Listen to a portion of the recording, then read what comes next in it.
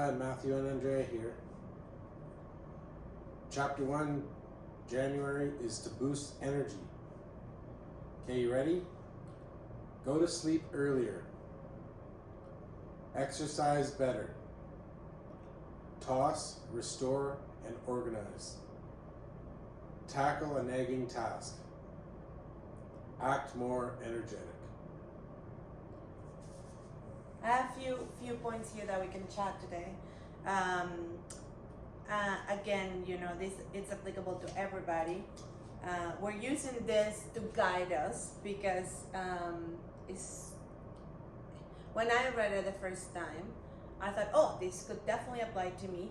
And I think while we're doing it, we are going to be changing or adapting some stuff to our lives. So, what do you think about going to bed earlier? More sleep, not so cranky in the morning. Well, then the other stuff is, like I heard that if you sleep too much, then you're also tired. I don't think I'm going to oversleep. Well, now with the 4 children, I guess we're not gonna oversleep, but eventually I think that's a good goal to have. We're at least trying to get a good reasonable amount of sleep. Babies are now sleeping what, 7 hours straight? I think we should try and get at least 8 hours for us. Yeah, I think 8 hours is a good goal. 7 should be the minimum. Of course, I think we're probably getting around 6 to 8, but it's broken because we're getting up to feed the babies and stuff, and that's something you can't avoid. But as things change, then it could just be setting a bedtime, or based on when we have to get up in the morning, maybe just. She does give a good point. She says, sometimes getting ready before your bedtime. And she's saying most of the time she found herself staying up because she didn't get ready, or she didn't want to get ready, basically, or she couldn't. So I think one of the things we're trying to do is, do that bedtime routine because of the children. Try to start earlier, so to see if they would sleep or go to bed a bit early as well. So I think that's been working out. Sometimes, I guess. But another thing is, don't you find yourself not going to sleep because you want to enjoy some free time? Like when the kids are asleep, when everything is kind of done, and you say, okay, now I can sleep. But many times I said, hey, go to sleep. We can sleep, it's our time to sleep, let's go to sleep. And I find that we don't usually do that.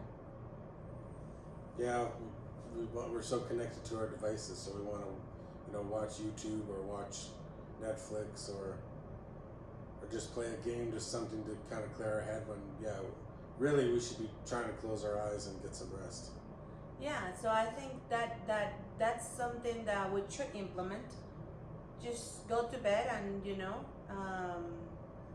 try to find time to do that in a different time, because it happens to me that when I go on my phone, then I wake up. So the light and all that. Now you did talk about some other stuff like exercise. I don't know if we exercise, but we do run around for children, so that kind of exercising. Yeah, when it said get better exercise, I mean, I haven't, for a long time, I haven't done really a exercise regimen, but I mean, whether it's, I keep talking about how I want to do things. And months have passed where we've been at home, and, I've had a few days where I've maybe, done some sit-ups and push-ups, and, but even just maybe, and here I am talking about it, but maybe setting a smaller goal.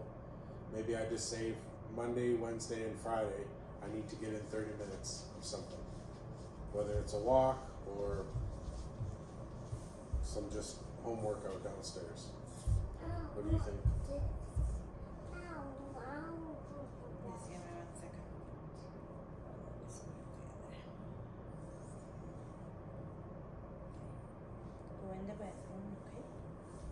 Close the door. Excellent. Close the door. What was the question? That it work out better. Work out better. Right. Close the door, Andrew. But did you ask me a question, or can I just move on to the next one? What are you gonna do? I'm gonna talk about my favorites. Okay. Well, you know, there are other suggestions that she makes for the month of January that are we still boosting our energy and how we're gonna continue throughout the year. So, and specifically, I would say 3 of them. I don't know how to say it, but it kind of they jumped at me. The first one was to toast, restore, and organize. I gotta admit, that's a really big task and a hard task for myself. And I think Matt has been telling me that for the longest time. I would say that's one of my nagging tasks, which is the second thing she says here. She says, get rid of those. And also, another thing she says that jumped on me was act more energetic. So I think those 3, which they kind of go together to me, because if I act more energetic, maybe I have more time to clean up, maybe, and then organize it, and also decluttering some of my physical and mental things. So that would be basically what she says about the nagging task. So those 3 things I want to talk about. So toast, restore, and organize. Yeah, we started kind of a rule that worked for a little, and I liked it, which was organize 3 things, throw out 3 things, or give away 3 things. And each of us had a task for that. So it worked. We sometimes motivate ourselves. I would try to do it as a competition. So I would say, oh, I did my 3 or organization items or things like that. So did you like that? I thought that was effective in our life, especially because that was the only way that I could throw out things. So Yeah, I liked it. I find I'm kind of a hoarder. I don't want to let anything go, but then, I mean, I have boxes of stuff that I haven't used anything from it in years, so do I really need it? Probably not. well, and something that was surprising that I was telling you about, that she says, if we eliminate the clutter, we would eliminate about 40% of our housework. And wasn't that surprising to you? Well, no, that makes a lot of sense, because I don't mind cleaning. I don't mind running the vacuum around, or dusting and wiping down. But the part that bothers me is when I have to move everything out of the way. So 40%, yeah. I think probably. So I think that's where we are at. Right now, we do want to declutter. Our children are growing up, so we do have some cleaning to do. We're always changing sizes and all that. So it's always organizing, and the part that we don't do as much, I think, is giving away or throwing out. So 40%, and I think that's a good task to start. Now, there is another one that she talks about, and she talks about how organizing also includes mental organization, and she called it invisible clutter, which I thought, wow, that's a really good one, because I always tell Matthew, oh, I have so much to do in my head, and it's true. Some people like me can clutter their head really crowded, and then it's so heavy, and I actually have times that I've stopped my head just stopped and I cannot decide simple things. I think that's something that, yeah, I explained to Matt and I think he understands me, but we're a bit different. He is more relaxed. So would you say that you have a lot of clutter in your head, or you're okay? It's more the physical clutter that bothers you. No, physical clutter probably more, but I think a lot of the clutter that results from the family is not, you know, reaching that level of happiness that I think we can achieve. So it's, yeah, a lot of the stuff, you know, maybe you open a room and there's just stuff everywhere. Well, it's hard to take the first step to go through it, but you know, just with our mind, maybe what's in the house is going back into my mind and building stress.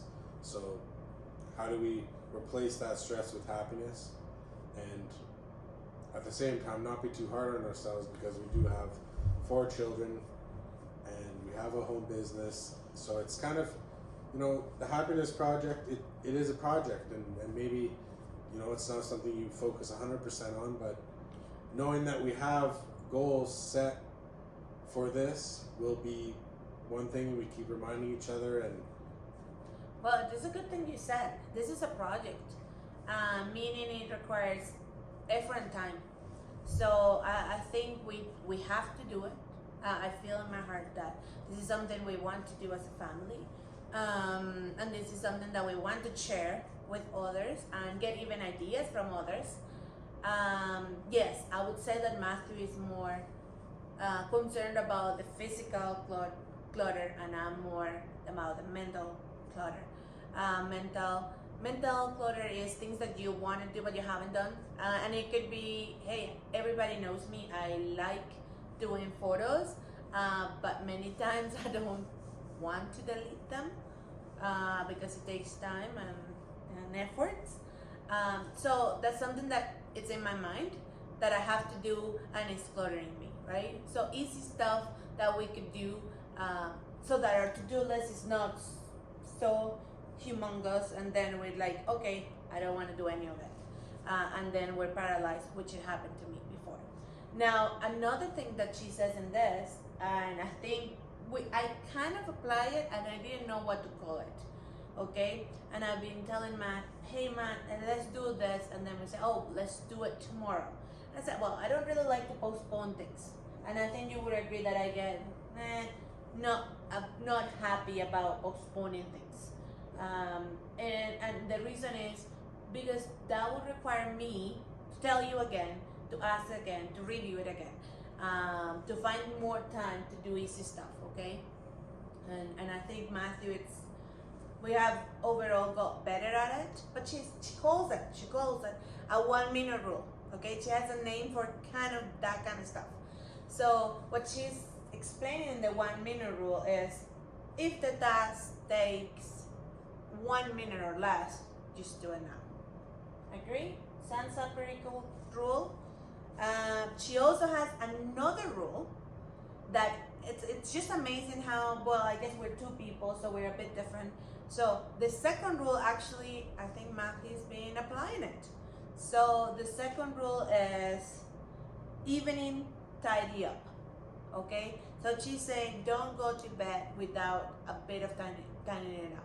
So I think that's what you've been doing lately, yeah. and you enjoy it. I think it's more like for you than a need. Yeah, well, just for the example is, our babies always need their bottles, so at night, that's the time I take usually to wash them up, get the dishes, you know, start the dishwasher, whatever I can, at least that area when I come out there in the morning, you know, the sink is clean, and that's one thing I can do. And yeah, I think it's important to just tidy as you go as well, but at the same time, in this, with our kids, I mean, their toys end up all over the place. So there's some things we need to forgive ourselves on, but yeah, as long as the pieces fall into place, I mean. But even you were saying this morning, if the first thing we see, and you had an example of our bathroom, is if the first thing we see in the bathroom is messy, then we have like a stone in our beginning of our day Yeah, or something like that. You set the tone for the day. They say is if your bathroom is disorganized, then you've already failed as soon as you walk into it. So I guess if we do apply that evening tidy up, I guess we should start somewhere in our room, bathroom, and moving on to the kitchen kind of stuff. If we want to enjoy coffee, I guess. So it's a good rule. Those two rules, I think we each separate apply. Like I apply the 1 minute rule, and I think you apply the evening tidied up rule. So Yeah. Well, and I think maybe. it's also about recognizing your strengths. For example, I don't mind doing the laundry, but I dislike having to get the clothes all organized after the fact. So maybe mom is better at folding and like organizing them. And even if she says, all right, this goes in this drawer in here. Oh, this one, put it in the bag. We're going to be donating that, or that one's going to go. These ones are wrecked. These are garbage. Like, let her decide as far as which clothes, which outfits. That's her forte. Me, hey, the laundry basket's full. All right, Dad's going to take it there. Dad's going to shout the ones with stains. So we are a team, and we both realize where we are. I think that's the other thing, is realize where you are. I don't mind doing the dishes. I don't mind running the dishwasher. So if that's my zone, you know, find what you enjoy, and at the same time, if you're able to help the other party, And I that's think, not bad either. and I think you're really gonna like the next things she suggests to boost your energy, which is tackle a nagging task. And I think she says she made a to-do list, which was 5-page long, and I do enjoy lists, so I think that I would be loving if we can do a list together, or even if you do your own list. I think we will be surprised about our nagging tasks that we can find. Okay. Could you think about one or two at the top of your head that you would think, oh, you know? Well, I'm just gonna say, let's just do a goal, because yeah, when the list is too exhaustive. What, you're thinking 5 pages? No. When I get a list, I'll get a text sometimes, and it's like, you know, for me it's not bad. Some things are a quick thing, like 10 seconds to do, or like you said, a minute. But I say each day, maybe let's send, if there's something on our mind, if we each have 5 items, something other than, you know, the normal work and everything. I think that would be fair. Well, something that you've been wanting to do for the longest time. Like I know we just changed the car oil, but something like that. Can you think of something that that's being a nagging task for the couple weeks, maybe months? Wash the van. There you go. We'll find an easy one, and I think that could be even an adventure, eh? We do talk about making adventures for our children. Yeah, I think that,